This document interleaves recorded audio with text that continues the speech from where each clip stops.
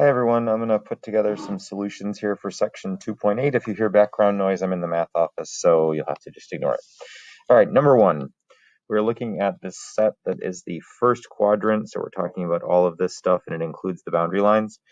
We want to show that this thing violates closure under scalar multiplication. So if we look at this vector u right here, and we take a vector negative u like this, that exits the set, right? So this set is not closed under scalar multiplication. That means when u is in the set, there is a cu that is not in the set. For number two, we're looking at the set which contains all of the first quadrant and all of the third quadrant. This is one that you can't do as easily as the last case, but it's still pretty straightforward. We're going to show that it violates closure under vector addition. So this is vector u, this is vector v. Those are both in the set, but the sum of those two vectors, which I'm just going to approximate, but it would basically look like this, u plus v, is not in the set. So we can pretty quickly show that that set is not closed under vector addition, so it's not subspace. Number three, we have this region bounded by these parallel lines. We've got those two. This one's pretty easy to show that it violates closure under scalar multiplication. If this vector right here is in the set, which it is, there are many scalars of that vector that are not in the set. So this vector right here is not in the set, so it's not closed under vector addition. Let's take a look at 4. Really the same argument as number 1. If we're looking at a region that is bounded by this line, we're talking about all this stuff over here. If you take a vector like this, here's vector u. Cu, as long as c is negative, is not in the set, so it's not closed under under scalar multiplication. Sorry. Okay, number 5, different style problem here. We've got v1, v2, and w. Determine if w is in the subspace of R3 generated by v1 and v2. All right, so this is a matter of asking, is w a member of the span of v1 and v2? So to answer that, we've got to ask, are there scalars c1 and c2 that we can put on v1 and v2 to reach w? Of course, we know how to solve stuff like this. We've been doing this all semester. So we're saying, is there a scalar that we can put on 2, 3, negative 5, and a possibly different scalar that we put on negative 4, negative 5, 8 to reach 8 to negative 9? Okay, so we're going to augment and ref to solve this, and we will see if we can find scalars that work. Here's my calculator. Enter in each row.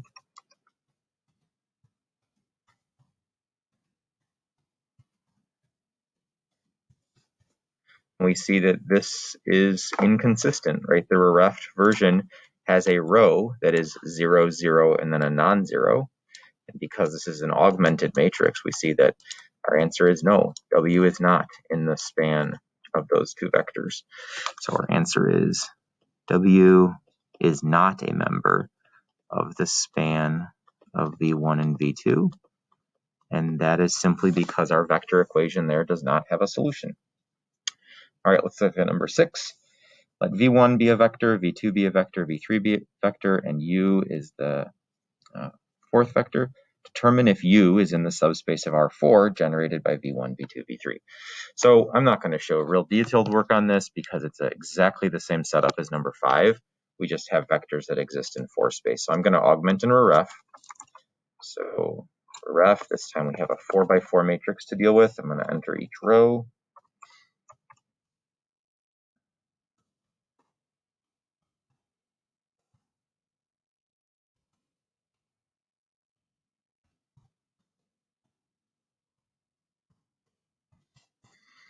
And we see that this one is also inconsistent. If we look at this matrix. Okay, so this is what we get when we ref. And there is no solution. I just want to check one thing real quick. Did I confirm that I entered that correctly? -2, yes. Good, good. course, hopefully you're skipping over this part in the video. Okay, all good. So this is, again, there's no solution. So U is not a member of the span of V1, V2, and V3. Or, like I've said all along, linear algebra is so much about using the same concepts with different vocabulary, and we could say, no, U is not in the subspace of R4 generated by those three vectors.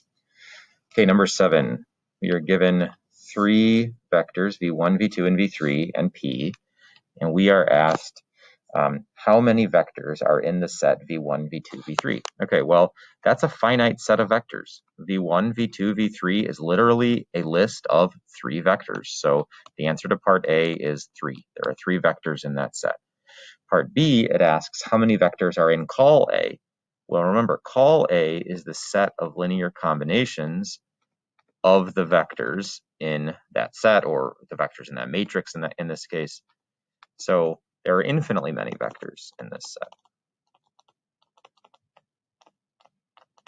Okay, and then for part C, is P in call A? Why or why not? So the question again is, can P be written as a linear combination of V1, V2, and V3? We're wondering, is there a solution to this? Is there a solution? Okay, so to determine this, we're going to do the exact same thing that we did before. We're going to augment and ref. This time we have a 3 by 4 matrix. And our rows are 2, -3, -4, 6, -8, 8, 6, -10, and 6, -7, -7, and 11. Okay, so good news. This means that there is a solution. In fact, there are infinitely many solutions. So when we ref, we get this. And that tells us that yes, we see infinitely many solutions. So there are, in fact, lots of ways to get P using the vectors V1, V2, and V3. You might want to also notice something else. This shows us that those 3 vectors don't span all of R3. So while vector P happens to be in the plane that's spanned by V1 and V2 and V3, there are many vectors that would not be in the span of those because the 3 vectors don't span all of R3. We can see that because there is not a pivot in every row. Okay, on to number 9. With A and P as an exercise 7, cool. Determine if P is in null A. Okay, well, remember what null A is. Null A is the set of solutions of the matrix equation AX equals 0. So we're wondering, if we take matrix A as it originally is, I'm going to do this on the calculator. Just have to clean this up a little bit. I'm going to undo the augmented column. We don't need the augmented column. If you're wondering how to do this, you press Shift up, and then delete it. So we're going to take matrix A, and we're going to multiply it by vector P. See if we get the 0 vector. Vector P is 6, -10, 11, and the answer is no, we don't. So this means that AP does not equal the 0 vector, so P is not a member of null A. In other words, P is not a 0 of the transformation. Number 13 is next. Okay, for A, as in exercise 11, find a non-zero vector in null A and a non-zero vector in call A. All right, so the matrix given in number 11 is this: 3, 2, 1, -5, -9, -4, 1, and 7, 9, 2, -5, and 1. Okay, now the first question is, find a non-zero vector in null A. Well, that means we need to find one of the zeros of the transformation, or we need to solve AX equals 0. Let's go ahead and do it. So we're going to augment and ref. We're augmenting the 0 vector here. So I'm going to need a 3 by 5 matrix. 3, 2, 1, -5, 0, -9, -4, 1, 7, 0, 9, 2, -5, 1, 0.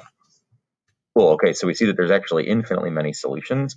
We could take the easy route and just say the 0 vector is a member of null A, because the 0 vector is always a member of null A.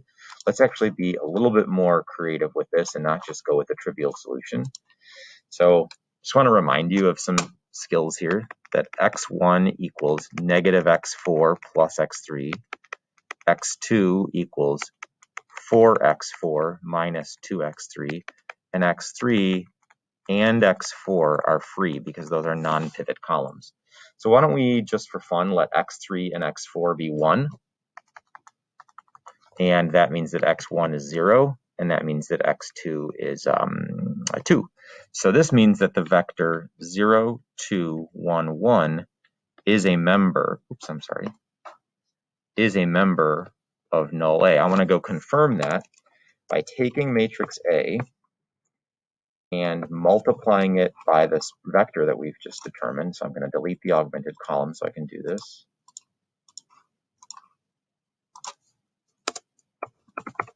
Okay, the vector I just proposed was 0, 2, 1, 1. Great, so this shows us that the vector I just determined is a member of null A because when we multiply it by A, we get the 0 vector, aka it's one of the zeros of the transformation. All right, and then also find a non-zero vector and call A. All right, well, let's just be easy about this one. 3, 9, 9 is a member of call A. That's because it's a vector in the column space because it is one of the column vectors. This corresponds to putting a scalar weight of 1 on the first column and scalar weights of 0 on all the other columns. Okay, 14. For A as an exercise 12, find a non-zero vector in null A and a non-zero vector in call A. All right, same problem. Different matrix. Okay, so we could just be lazy. We could say, oh, they said non-zero vector, didn't they? So it's not okay to use the 0 vector as our answer. So let's go ahead and ref with augmenting 0. So we need a 4x4 to ref. And we're going to go 1, 2, 3, 0, 4, 5, 7, 0, negative 5, negative 1, 0, 0, 2, 7, 11, 0. So there are infinitely many solutions. This is what happens when we ref augmented with zeros. Okay. So this means that x1 equals 1/3 x3, x2 equals negative 5/3 x3, and x3 is a free variable, a non-pivot column. Why don't we go with the vector 3, negative 5, the vector 1, negative 5, 3. We're letting x3 be 3. Now let's go confirm that that is indeed a member of null A. I'm going to dump the ref in front. I'm going to get rid of the column of zeros. So now to test that it's a 0, we need to test, is A times this vector actually the 0 vector? And the vector I found was 1, negative 5,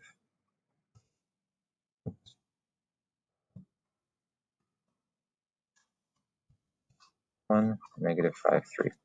It works. It spits out the 0 vector, so this is a member of null A. Great. Now a vector in call A. Let's be a little more creative about this one. Let's take the sum of the first two columns. So let's say 3, 9, negative 6, 9. This is a member of call A. It's just a linear combination of the columns. That's it. Then we're just going to go on to the true false and we're done. So 21a. A subspace of Rn is any set H such that 1, the 0 vector is in H, 2, U, V, and U plus V are in H, and C is a scalar and CU is in H. There are a few words missing from that, so I'm going to go with false. We can discuss more in class if we need to, but I think the words that are missing are for each U and V in H, U plus V are in H, and for each U in H, CU is in H. I think those are important words, part of the definition. B, if V1 to VP are in Rn, then span V1 to VP is the same as the column space of the matrix V1 to VP. That's true by definition. That's how we define column space. It's the set of linear combinations of the columns.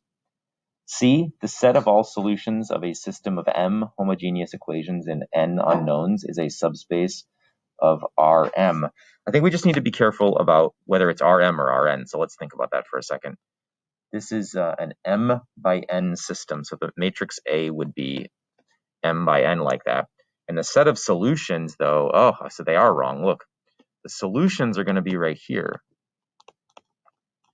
And those solutions are going to be an n by 1 matrix, aren't they? So it's going to actually be a subspace of Rn. Should be a subspace of Rn. So that's a false. C is false. And then I asked you to also do 22 ABCD. 22A. A subset H of Rn is a subspace if the 0 vector is in H. No, that's false. There's more qualifications than just having the 0 vector. B. Given vectors v1 to vp in Rn, the set of all linear combinations of these vectors is a subspace of Rn. That's true. That's basically the same as saying is the span of a set of vectors a subspace. The null space of an m by n matrix is a subspace of Rn. Yes, that's correct.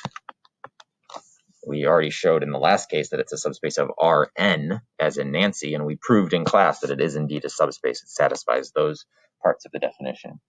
Then the column space of a matrix A is the set of solutions of Ax equals B. That is false. The column space is just the span of the columns, or it's just the range of the transformations. It's not a set of solutions. So we can talk about any of those more in class, but I hope those help you to make it through the homework.